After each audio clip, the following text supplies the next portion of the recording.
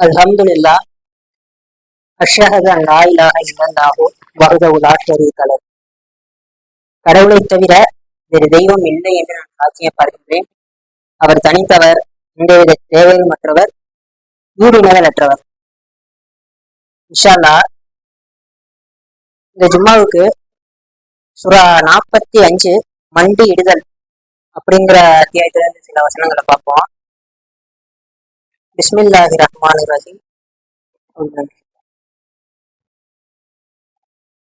கடவுளின் பெயரால் மிக்க அருளாளர், மிக்க கருணையாளர். இந்த வேதத்தின் வெளிப்பாடானது எல்லாம் வல்லவர், ஞானம் மிகுந்தவரான கடவுளிடமிருந்து வந்துள்ளது. வானங்களும் பூமியும் நம்பிக்கையாளர்களுக்கு சான்றுகள் நிரம்பியவையாக உள்ளன. சொல்றாங்க, இந்த வேதத்தின் வெளிப்பாடுங்கிறது சொல்றாரு. இந்த வேதம்ங்கிறது கடவுளுடைய வார்த்தைகளா இருக்குது. கடவுள் நம்மகிட்ட டைரக்டா பேசக்கூடிய ஒரு மீடியம் அப்படிங்கிறது அந்த வேதமா இருக்கு. எப்படி செய்யணும், எப்படி செய்யக்கூடாது, எப்படி வாழணும், நீங்க எப்படி யோசிக்கணும், இப்படி ஒவ்வொன்றத்தையுமே நமக்கு கற்றுக் கொடுக்குறாரு இந்த வேதத்தின் மூலியமா. அதனால்தான் இதை ஞானம் மிகுந்தவரான கடவுளிடம் இருந்து வந்துள்ளது. கடவுள் நம்மகிட்ட டைரக்டா பேசக்கூடியவரா இருக்கிறார் இந்த வேதத்தின் மூலியமா.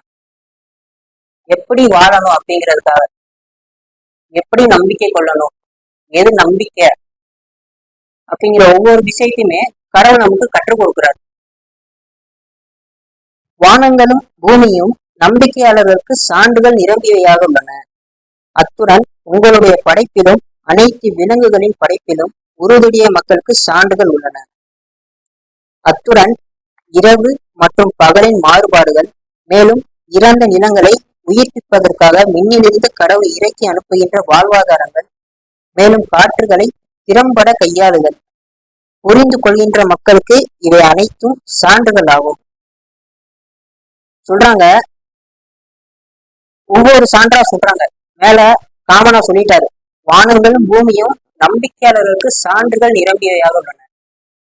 அதுலயே 13 சொல்றாரு, வானங்களிலும் பூமியிலும் உள்ள ஒவ்வொன்றையும் உங்கள் சேவைக்கென அவர் பணித்தார்.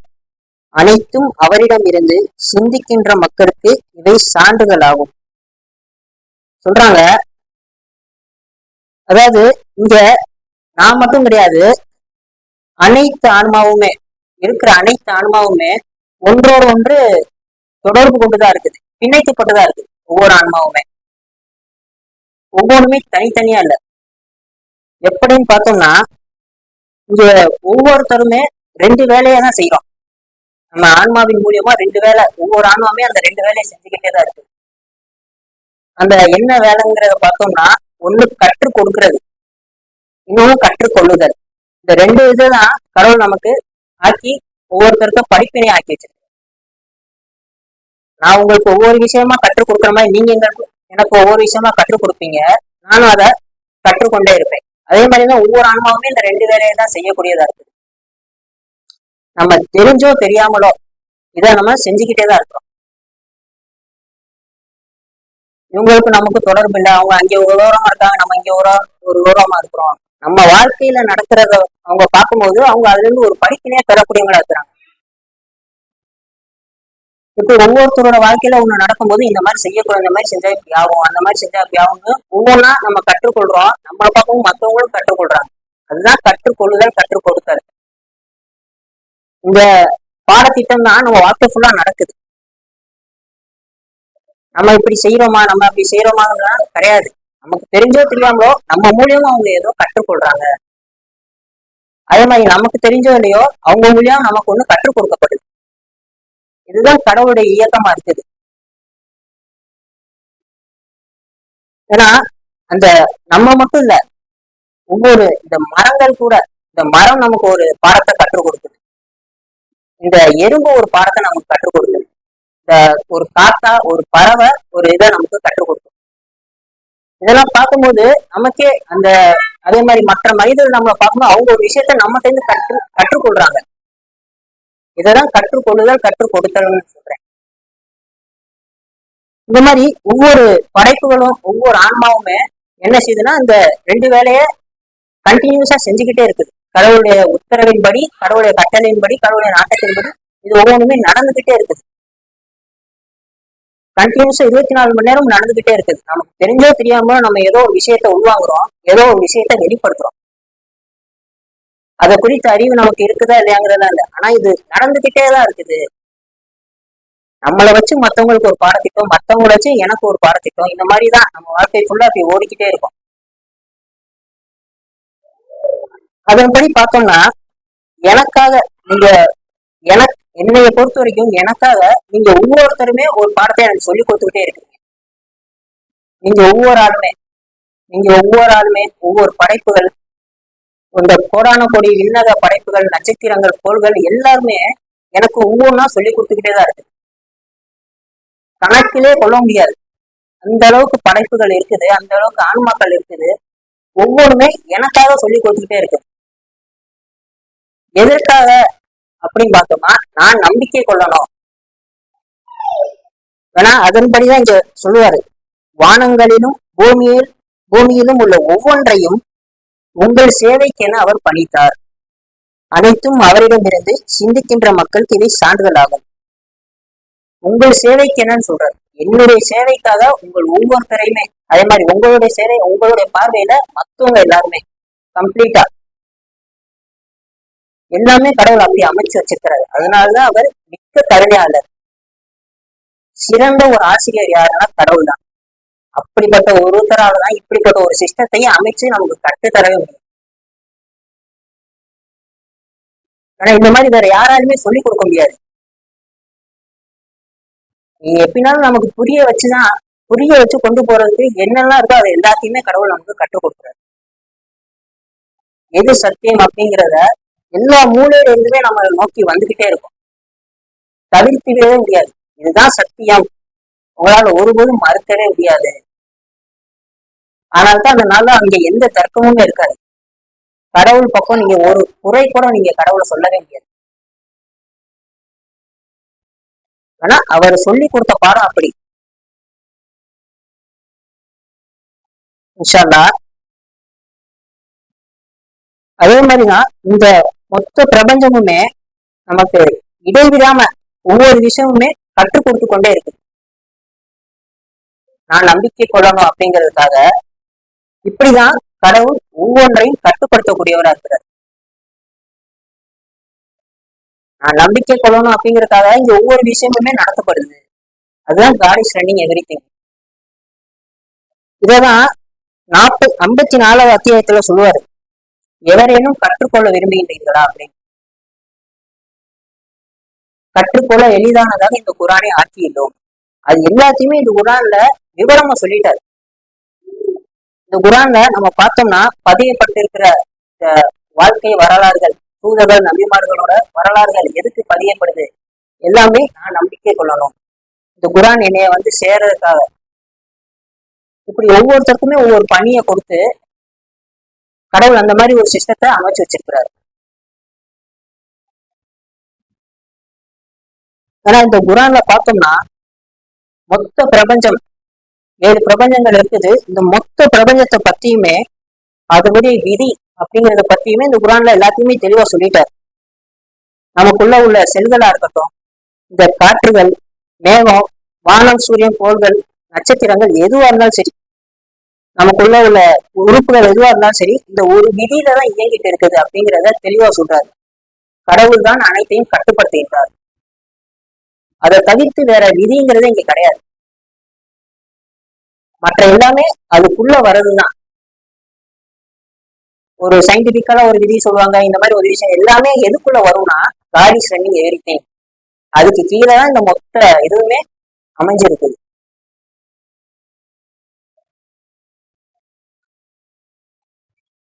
இன்னும் பார்த்தோம்னா நம்மளுடைய மூதாதையர்கள், அதாவது என்னுடைய மூதாதையர்களா இருந்தாலும் சரி, உங்களுடைய மூதாதையர்கள் யாராங்க, அதாவது இந்த ஆதம் காலத்திலிருந்து வந்த மனிதர்கள், வந்த படைப்புகள் எல்லாமே எதற்காக அவங்க வந்து ஒவ்வொரு விஷயத்தையுமே நமக்கு கொடுத்துட்டு போயிருக்காங்க. அதாவது என்னைய வந்து சேரணும் அப்படிங்கிறதுக்காக ஒவ்வொரு விஷயத்தையுமே விட்டுட்டு போயிருக்காங்க. என்னைய நான் சொல்றேன், நான் என்னைய மட்டும் சொல்றேன். அதே மாதிரி நம்ம ஒவ்வொருத்தரையுமே அந்த மாதிரி கடவுள் நமக்கு கொடுத்துட்டு போயிருக்கிறார். உங்களை பொறுத்த வரைக்கும், உங்கள் ஒவ்வொருத்தரை பொறுத்த வரைக்குமே ஒவ்வொரு விஷயமுமே கடவுள் அந்த மாதிரி ஆதம் காலத்திலிருந்தே அவங்க வரணும், ஒவ்வொரு சமுதாயம் வரணும், ஒவ்வொரு தூதர்கள் அவங்களுக்கு வரணும், ஒவ்வொரு நபிமார்கள் வரணும், ஒவ்வொரு வேதம் வழங்கப்படணும் அப்படின்னு ஒவ்வொரு காலம் மட்டும் அங்கே ஒவ்வொரு கண்டுபிடிப்புகள் நிகழணும் அப்படின்னு ஒவ்வொன்றும் அப்டேட் ஆகி இப்ப நமக்கு ஒரு ஒரு ஒரு சர்க்கிள் நமக்கு கையில கிடைச்சிருக்கு.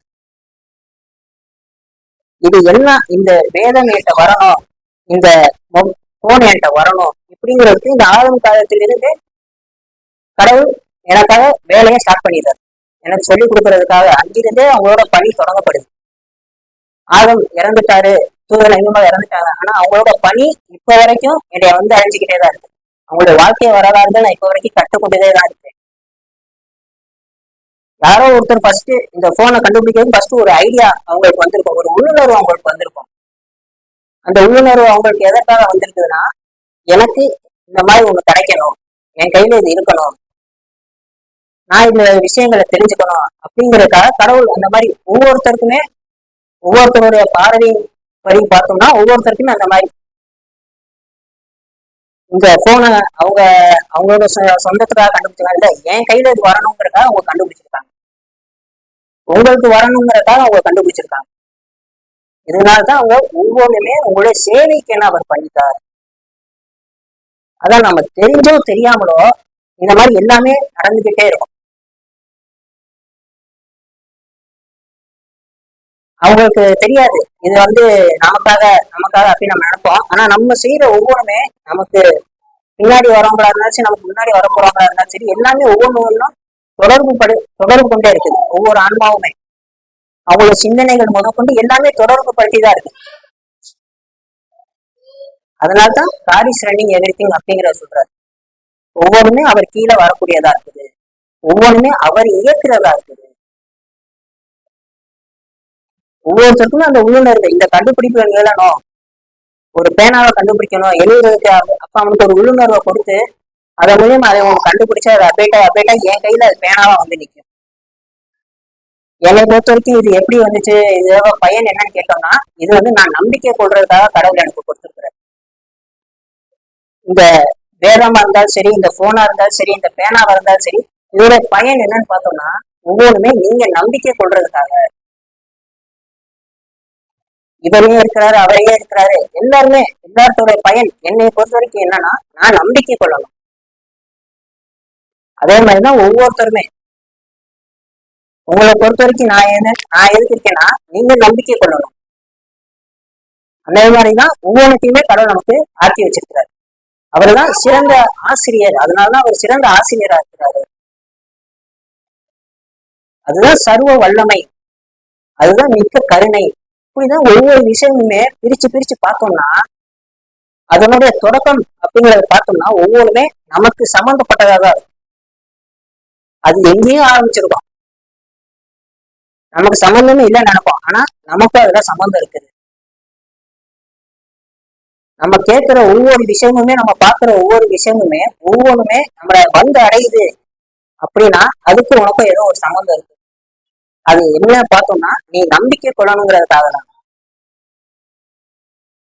இன்ஷா அல்லாஹ் தொடர்ந்து பார்ப்போம். நம்மளோட ஆதி பாவத்துக்காக பாவம் எடுத்துப்போம். தூவில அல்ஹம்துலில்லாஹ் அஷ்ஹது அன் லா இலாஹ இல்லல்லாஹு வஹ்தஹு லா ஷரீக லஹு. கடவுளை தவிர வேறு தெய்வம் இல்லை என்று நான் சாட்சியம் பார்க்கிறேன். அவர் தனித்தவர், எந்தவித தேவைகள் மற்றவர், சர்வ சக்தியுடையவர். இன்ஷா அல்லாஹ் தொடர்ந்து பார்ப்போம்.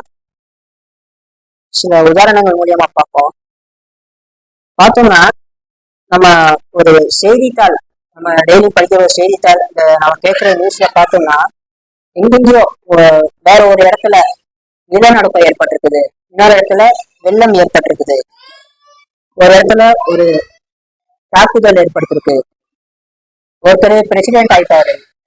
இந்த மாதிரி பல விஷயங்கள் நம்ம கேட்டுக்கிட்டே இருக்கோம். செடி செய்யாமோ ஏதோ ஒரு மீடியம் மூலமா நம்மள வந்தடைஞ்சுக்கிட்டே இருக்கு. அதெல்லாம் எதுக்கு அப்படிங்கிறத பார்த்தோம்னா அந்த செய்திகள் என்னைய வந்து சேரணும்னா அதுக்கு பின்னாடி ஒரு கோடிக்கணக்கான பேர் வேலை செஞ்சிருக்காங்க. ஒரு கோடான கோடி பேர் வேலை செஞ்சிருந்தாதான் அந்த செய்தி என்னைய வந்து அடையும். இப்ப அமெரிக்கால ஒருத்தர் பிரசிடென்ட் ஆயிட்டாரு அப்படிங்கிற செய்தி என்னைய வந்து அடையும்னா அதுக்கு பின்னாடி ஒரு லட்சக்கணக்கான பேர் அங்கே வேலை செஞ்சிருப்பாங்க. அதெல்லாம் அவங்க ஒவ்வொன்றும் அந்த வேலையை செஞ்சு அங்க ஒரு நிகழ்வு நடத்தப்பட்டு அது எனக்கு கடத்தப்படுது. அது எனக்கும் அதுக்கும் அவ்வளவு தூரம் இருக்கும், எனக்கும் அதுக்கும் சம்மந்தம் இல்லாத மாதிரி இருக்கும். ஆனா அது ஒவ்வொருமே கடவுள் அந்த மாதிரி துல்லியமா அமைச்சு வச்சிருக்கிறாரு. எதையுமே உங்களால மறுக்க முடியாது. உங்களால எந்த இடத்துலயுமே கடவுளுக்கு எதிராக மறுப்பு சொல்லவே முடியாது. கடவுள்கிட்ட எந்தவித குறையுமே உங்களால் காண முடியாது. அவர் படைச்ச ஒரு படைப்பு இந்த வானமா இருக்கட்டும், அதுலயே உங்களால் குறை காண முடியாது. கடவுளுக்கு நீங்க எப்படி குறை காண முடியும்? அங்க போய் யாரும் எந்த கேள்வியும் கேட்கக்கூடாது அப்படிங்கிறதுக்காக தான் கடவுள் இவ்வளவு துல்லியமா ஒரு பெர்ஃபெக்டான ஒரு சிஸ்டம், நமக்கு பிடிக்குதோ இல்லையோ அந்த சிஸ்டத்தின் படி நம்ம வாழ்ந்துகிட்டே தான் இருக்கும். அந்த சிஸ்டத்தின் படி என்ன நடக்கணுமோ அது நடந்துகிட்டே தான் இருக்கும். இன்ஷா அல்லாஹ் இப்படி ஒவ்வொரு விஷயத்தையுமே நடந்த விஷயங்களா இருக்கட்டும், நடக்கிறதா இருக்கட்டும், நடக்க போறதா இருக்கட்டும், இது ஒவ்வொரு விஷயத்தையுமே எல்லாமே இந்த குரான்ல பதிஞ்சு வச்சிருக்கிறாரு. அதனாலதான் ஏற்கனவே அன்னைய ஒரு பயானம் சொல்லிப்பார், உங்களுக்கு தேவையான அனைத்தும் அப்படிங்கிறது அது இந்த குரான் தான்.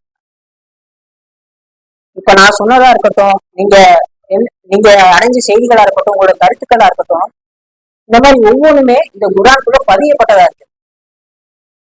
நீங்க நல்லா அலசி பாத்தீங்கன்னா ஒவ்வொருத்தரோட வாழ்க்கை வரலாறுமே இதுல பதியப்பட்டிருக்கு. என்னுடைய வரலாறுமே இதுல இருக்கும், உங்களுடைய வரலாறுமே இதுல இருக்கும். ஏன்னா அது தனித்தனியா இருக்காது. கடவுள் இதுல நம்பிக்கையாளர்கள் இப்படி, நம்ம மறுப்பவர்கள் இப்படி, நயவஞ்சர்கள் இப்படின்னு அவங்களோட வாழ்க்கை வரலாறு எப்படின்னு இந்த குரான்ல கொடுத்துட்டாரு.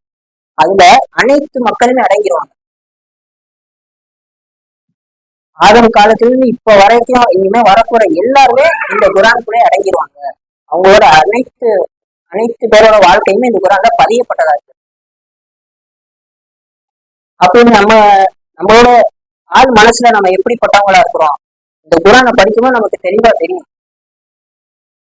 மற்றவங்கள நம்ம எப்படி காட்டிக்கிறோங்கிறது இந்த குரானை படிக்கும்போது உங்களுக்கும் கடவுளுக்கும் இடையில நான் எப்படிப்பட்டவனா இருக்கிறேன் அப்படிங்கிறது எனக்கு தெளிவாவே தெரியும். அதனால்தான் உங்களுக்கு தேவையான அனைத்தும் இந்த குரான்லயே இருக்குது. வேற எதுவுமே நமக்கு தேவையில்லை. கடவுள் நமக்கு நேரடியா பேசுவாரு, அதை நம்ம கேட்கும் போது நம்ம யாரு அப்படிங்கிறத நமக்கு தெரியப்படுத்துறாரு. அதுக்குதான் இந்த குரான்.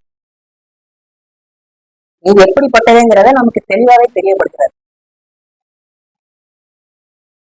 இன்ஷா அல்லாஹ் ஏன் இப்படி ஒவ்வொருத்தவங்களோட வாழ்க்கை வரலாறும், இந்த ஒவ்வொரு நபிமார்கள் தூதர்களோட வாழ்க்கை வரலாறும் இதுல இருக்குது அப்படின்னு பார்த்தோம்னா நமக்கு ஒரு பாடமா அது இருக்குது. எப்படி வாழணும், எப்படி வாழக்கூடாது, நீங்க எப்படி யோசிக்கணும், எப்படி சிந்திக்கணும், நீங்க யோசிக்கிறது அனைத்தும் எப்படிப்பட்டதா இருக்கணும், ஒவ்வொன்றுமே கடவுள் குறித்தே இருக்கணும். கடவுளை கருத்தில் கொண்டே நம்ம ஒவ்வொரு செயலும் செய்யக்கூடியவங்களா இருக்கும். இந்த மாதிரி நம்ம யோசிச்சோம்னா நம்ம லஞ்சம் வாங்கினா பொய் சொன்னா என்ன ஆகும் அப்படின்னு நம்ம ஒவ்வொரு செயல்கள் நம்ம தவறா செய்யும்போது கடவுள் குறித்து யோசிச்சோம்னா அந்த செயல்களை கடவுள் தவறா போக விட மாட்டார். இன்ஷா அல்லாஹ் தொடர்ந்து பார்ப்போம். அடுத்ததா 6, 7, 12, 11, 12ல இவை எந்த ஹதீஸ் உபத்தலைப்பு, இவை சத்தியத்துடன் நாம் உமக்கு எடுத்துரைக்கின்ற கடவுளின் வெளிப்பாடுகளாகும்.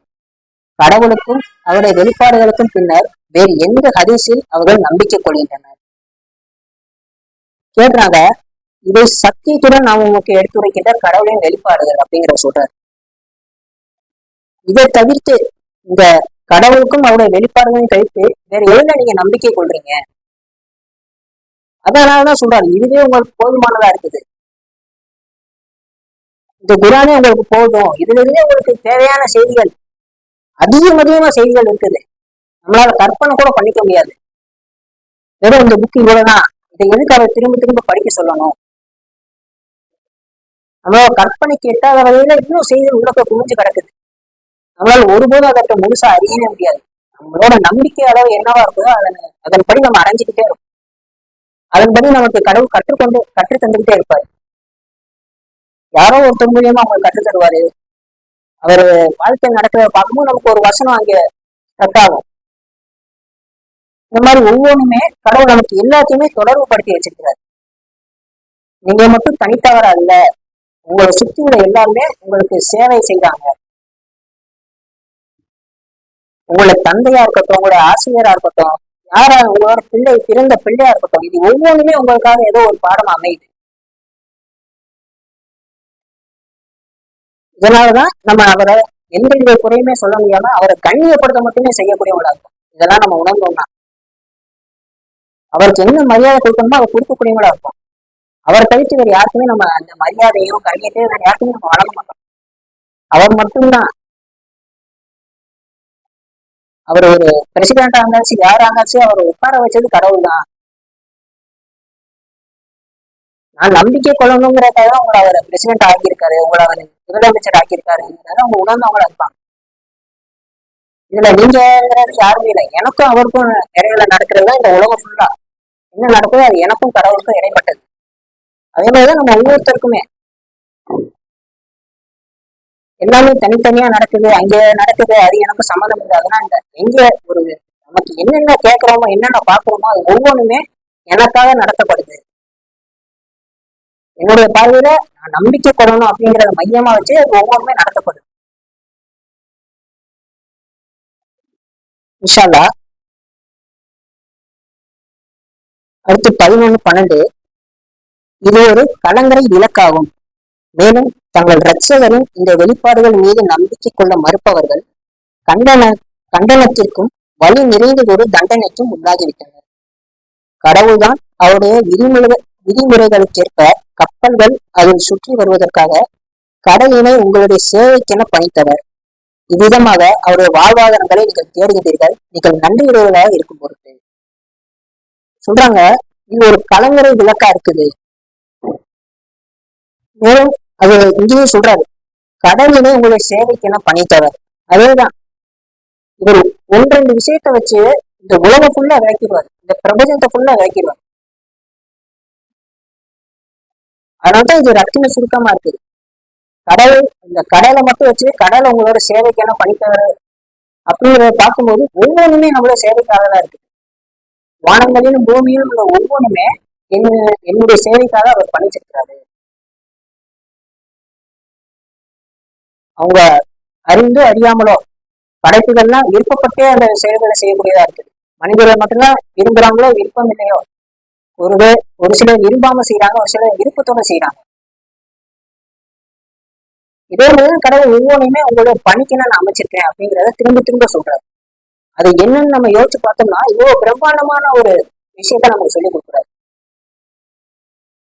அதனாலதான் இந்த குரானை திரும்ப திரும்ப படிங்க. அதனாலதான் இது ஒரு கலங்கரை விளக்கா இருக்கு. நம்ம எல்லாமே இருட்டுலதான் சுத்திட்டு இருக்கிறோம். அதுக்கு வெளிச்சம் இந்த குரான் மட்டும்தான். வெளியே வர்றதுக்கான வழி, சரியான வழி என்னன்னு பார்த்தோம்னா இந்த குரான் உங்க கையிலேயே இருக்குது. இன்ஷா அல்லாஹ் அடுத்ததா 17-18 தெளிவான கட்டளைகளை இதிலே நாம் அவர்களுக்கு கொடுத்துள்ளோம். முரணகையாக அறிவு அவர்களிடம் மறுமுறை இதனை அவர்கள் தர்க்கிக்கவில்லை.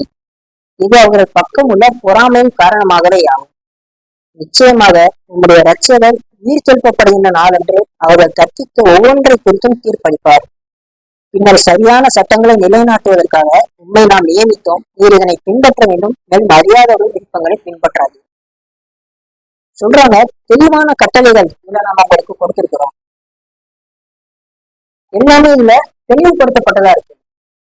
ஆனா நம்ம பல்வேறு கூட்டங்களா பிரிஞ்சு இந்த குரானை வச்சு குரானே பிரிச்சு பிரிச்சு வச்சிருக்கிறோம். ஒவ்வொருத்தருமே ஒவ்வொரு கருத்துக்களை சொல்லக்கூடியவங்களா இருக்கும். நம்மளுடைய அகந்தையின் காரணமாக நம்ம இங்க பிரிஞ்சு பிரிஞ்சே கிடக்குறோம். ஆனா எல்லாமே இந்த குரான்ல தெளிவா இருக்குது. ஒரே கருத்து உள்ளதான் இருக்கு. இருவேறு கருத்து அப்படிங்கறதுலாம் இந்த குரான்ல இல்ல. ஒரே கருத்து தான். நம்பிக்கையாளருக்கு எல்லாமே தெளிவா இருக்குது. நம்பிக்கையாளர்கள் ஒரே அணியா இருப்பாங்க. அவங்களோட யோசனை ஒரே மாதிரி இருக்கும். அவங்களுடைய கருத்துக்கள் ஒரே மாதிரி இருக்கும். ஏன்னா நம்மளோட அகந்தை இல்லாதப்ப அவங்க எல்லாருமே ஒன்னாதான் இருப்பாங்க. அகந்தை இல்லாதப்ப இந்த குரான் தெளிவா ஒவ்வொருத்தருக்குமே தெரியக்கூடியதா இருக்கும். நம்மளுடைய அகந்தை இது வரும்போது இந்த குரானை பிரிச்சு பிரிச்சு பிரிச்சு பிரிச்சு கூட்டங்களா ஆக்கிட்டே இருப்போம்.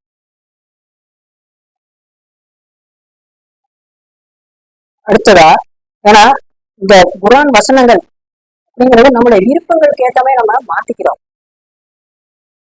இது இப்படிதான் இந்த குரான் வசனம் என்ன சொல்லுதுங்கிறத பார்க்காம நம்மளுடைய விருப்பத்தை அந்த வசனத்தை பொருத்தி அந்த வசனத்தை மாத்துறோம். அதுதான் கடவுள் கண்டனம் செய்யறாரு.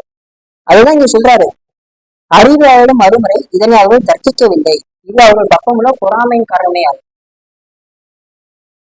அவங்க ஒவ்வொருத்தருமே ஒவ்வொரு விருப்பங்களை பின்பற்றக்கூடியவங்களா இருக்கிறாங்க.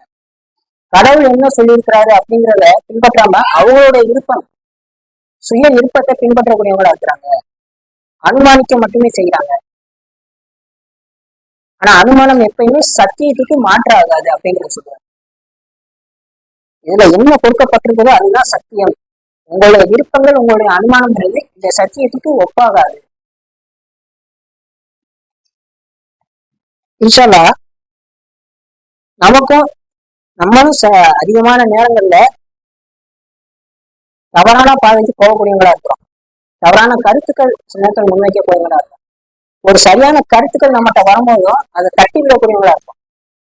எல்லாமே நம்மள அகந்தையின் காரணமா தான். அதனாலதான் இங்க கேட்கிறாரு, கற்றுக்கொள்ள எவரையும் விரும்புகிறீர்களா, கற்றுக்கொள்ள எளிதானதாக இந்த குரானை ஆக்கிடுவோம். யாருக்கெல்லாம் விருப்பம் இருக்குதோ இந்த குரானை கற்றுக்கணும் யாரெல்லாம் விரும்புறாங்களோ அவங்க செய்யறது ஒன்னே ஒண்ணுதான். அவங்களோட அகந்தையை மட்டும் விட்டு கொடுத்தா போதும், எல்லாமே உங்களுக்கு தெளிவானதா இருக்கும். இந்த குரான்ல என்ன சொல்லுதோ உங்களுக்கு தெளிவா தெரியும். இவர் உங்களுக்கு என்ன சொல்ல வராரு, அவர் உங்களுக்கு என்ன சொல்ல வராரு, இந்த பறவை என்ன செய்யுது, இந்த மழை ஏன் பெய்யுது, இப்படி ஒவ்வொன்றுமே உங்களுக்கு தெளிவா தெரியும். ஒவ்வொன்றுடைய காரணமுமே உங்களுக்கு தெளிவா தெரியக்கூடியதா இருக்கு. அது ஒவ்வொன்றுமே எளிதானதா தான் இருக்குது. நீங்க தான் அதை கஷ்டப்படுத்திக்கிறீங்க. நீங்க தான் உங்களுக்கு ஒரு அறிவு இருக்குது, அதை கண்டுபிடிச்சிருக்கேன், நீங்க தான் அதை மேலும் மேலும் காம்பீட் பண்ணிக்கிட்டே இருக்கீங்க. ஆனா எல்லாமே தெளிவானதா இருக்கு, எளிதானதா இருக்குது. கஷ்டங்கிறது எதுவுமே இங்க இல்ல, அது எல்லாமே நம்மளா உருவாக்கி கொள்றதா இருக்கு. இன்ஷா அல்லாஹ் மேலும் மேலும் அதிகமான செய்திகளை கடவுள் நமக்கு வழங்கணும்னு, அந்த ஞானத்தை நமக்கு கொடுக்கணும்னு கடவுளை பிரார்த்தனை செய்வோம். ஏன்னா ஞானத்தை அடைகின்ற எவரும் மாபெரும் அருப்புரையா அடைஞ்சிருக்காங்க, அடைந்து கொண்டாங்க அப்படிங்கிறத சொல்றாரு. அந்த மாபெரும் அருப்புரை என்னன்னு பார்த்தோம்னா அந்த பரிபூரண மகிழ்ச்சி. அதுதான் அந்த அருப்புரை தான் மாபெரும் அருப்புரையா இருக்கு, பரிபூரண மகிழ்ச்சி. அதை நீங்க அடையணும்னா அந்த ஞானங்கிற ஒண்ணு கடவுள்கிட்ட இருந்து உங்களுக்கு கொடுக்கப்படும். அப்போ கொடுக்கப்பட்டாலே நமக்கு ஃபுல்லா மகிழ்ச்சி தான் அப்படிங்கிறத சொல்றாரு. கடவுள் நம்மளையும் அதுல ஒருத்தராக கடவுள்கிட்ட பிரார்த்தனை செய்யணும். தொடர்பு ஆயிடும்.